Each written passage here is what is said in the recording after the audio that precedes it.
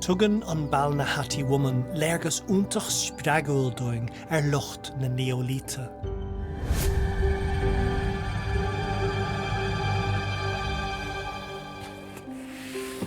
Óiste cheannálí I Eileen Murphy I gláiste na rialna.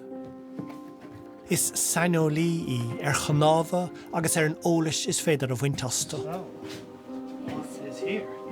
Ballynahattie woman, as she's been called, she was actually found back in 1855.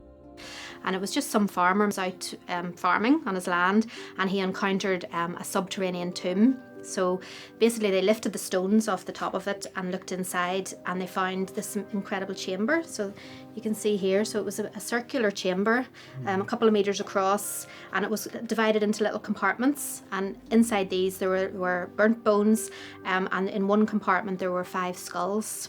So one of the skulls that is still surviving is now what we refer to as Ballynahattie woman. As you said, she was found in the 19th century, then she was on a shelf here, was she? Well, she would have been stored in the Ulster Museum and in Queen's over the intervening time period.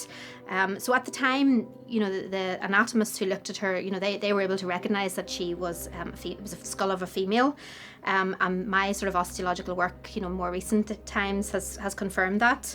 You know, you can see she's got a very sort of straight forehead, and she's a very gracile skull. And then gracile, so it's very petite. Okay. You know, because that's one of the ways we can tell whether we're dealing with a male or a female. So you look at this is called the mastoid process, and you can see hers are very small, whereas in a male it'd be much larger.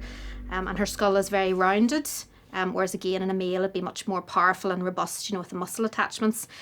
And we were also then able to say, you know, she was a young woman when she died, and we can just look at the sort of the wear patterns on her teeth. So you can see her molars and her wisdom tooth. They're not all that worn, are they? There's very slight wear, so that again suggests, you know, she was a young woman, probably, you know, 18 to 35 when she died. This is a facial reconstruction of her, of the Ballynahattie woman. This was undertaken several decades ago, so it was the method that was kind of common at that time. So it was very much a plastic method and involved, you know, building a plastic replica of the skull. Mm-hmm.